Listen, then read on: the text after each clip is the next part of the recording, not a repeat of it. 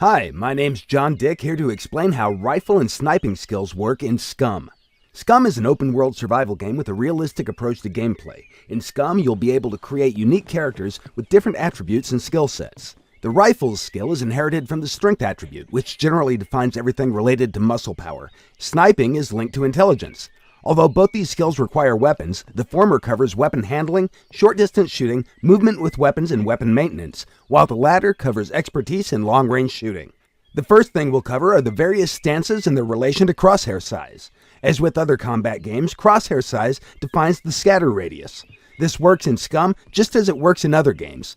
What's different in Scum, however, are the additional factors that influence the size of the scatter radius. The most important factor is skill level. The rifle's skill is inherited from the strength attribute, which generally defines everything related to muscle power.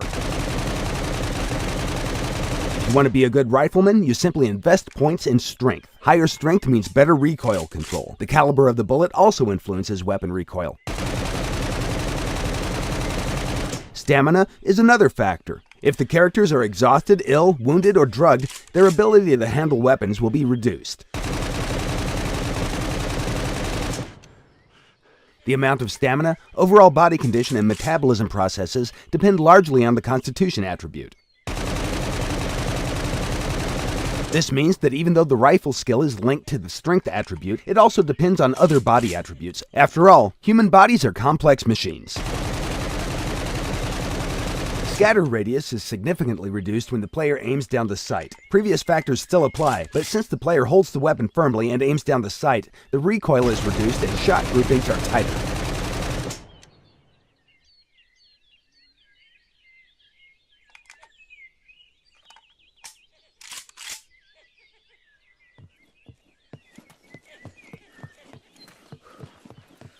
When aiming down the sight, you may hold your breath, which is extremely useful in single fire mode. Holding breath is just as beneficial for rifles and the sniping skill, and it'll help you make more precise consecutive shots. While inexperienced characters can place only 1 or 2 bullets in the target, skilled riflemen can hold their breath longer and place up to 10 shots before they lose their breath. The breath holding function is divided into 3 parts: taking a breath, holding it, and releasing it. These all depend on the skill level and will define the final aiming noise. Other factors from the scatter radius are also taken into consideration when the aiming noise is being calculated. Finally, every time you fire a weapon, it recoils and returns back to center. This is a skill link parameter as well. The better the skill, the closer to the center the weapon will return. In most games, a simple recoil procedure is used, forcing the player to return the weapon to the center manually. If you fire 3 or 4 consecutive shots, you'll be holding the weapon straight up in the air. And that's kinda lame, don't you think?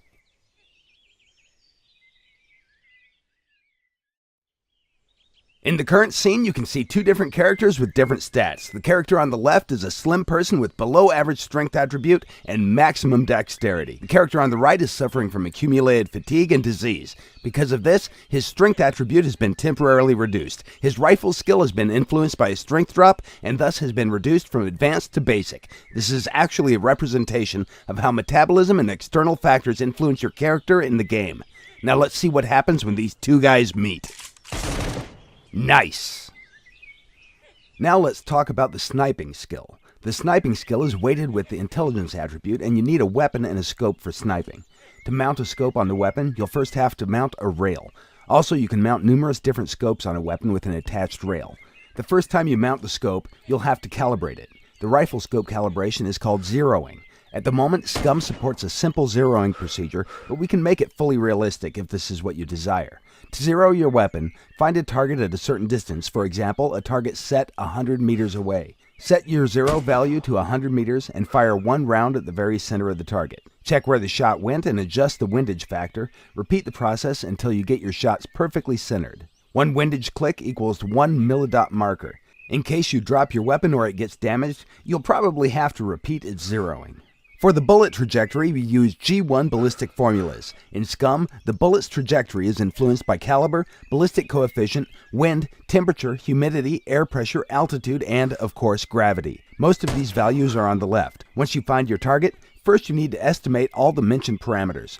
By quickly pressing the control key, your character will start to calculate everything. This calculation will take a long time for an inexperienced character and will not provide you with precise results. We refer to this action as ranging a target. Once you determine the range, you can adjust zero value or aim at a specific chevron marker. The current scope is factory adjusted for SVD, but it can be used for all other weapons as well. However, chevrons will only work for SVD since they have been calibrated for SVD's standard ammunition. The SVD scope has a built-in rangefinder that enables you to quickly estimate a target's distance too. When you develop more skill, you'll be able to range targets faster and with more precision, which is crucial if you need to kill your target quickly. A skillful sniper will be able to engage more targets at different distances than an inexperienced one. Furthermore, the skill also defines how far the sniper can range targets. As you gather experience points, your character's sniping skill grows, and in time, your target ranging distances will improve. It's understandable that there's no such thing as an innate ability to determine the exact ranging values. The currently shown values are for testing purposes only. We can replace them with descriptions like low, medium, or high humidity, for example, or leave them as they are depending on what the community wants. In the future, temperature, humidity, and pressure will be linked to a survival skill and shown accordingly depending on the skill level. In the current example, the sniper engages multiple moving targets. The first two targets move at a walking pace, the second two move at a jogging speed, and the last one, set 1,000 meters away, moves at an average running speed. Please do notice that the sniper isn't even trying to hold his breath for the first few shots. As it's difficult to range moving targets set more than 600 meters away, it's smart to aim at the bottom of the target or to use a static object near the target to get the reading. A skillful sniper will be able to use mil-dots to hit targets moving at different distances. For the really distant targets, the player can use the windage knob adjustment to set up the aiming at a specific mil-dot. Take your time, breathe, you got this.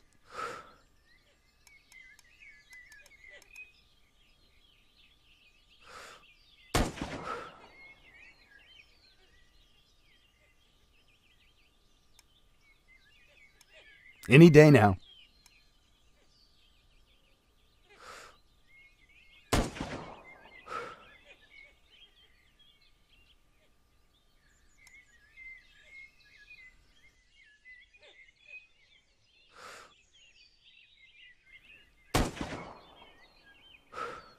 Nice shot.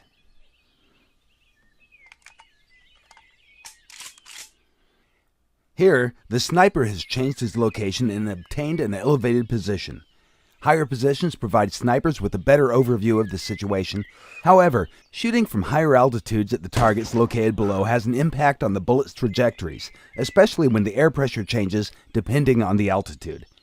This is mostly noticeable in the case of distant targets. Now let's see what happens when the weather changes. The wind is a powerful force that can change the bullet trajectory easily. Even with targets set 100 meters away, a strong side wind can shift the bullet sideways by 10 to 20 centimeters. If you're not good at locating the north in order to determine the wind direction, then check for obvious signs. Check how the trees are moving, where the leaves are being blown away to, or which direction the rain is falling if it's raining. To shoot targets in strong wind, you'll have to learn how to use the windage knob. A skillful sniper can hit a target with one of the first 3 bullets.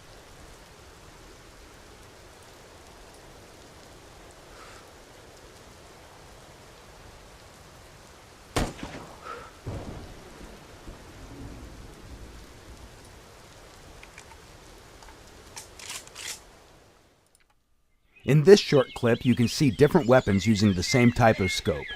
Notice how the SVD has a stronger bullet than the AK. The SVD's kickback is more powerful, and the AK can't even reach the target by aiming at the same chevron. Now, let's see how all this actually works in the game itself.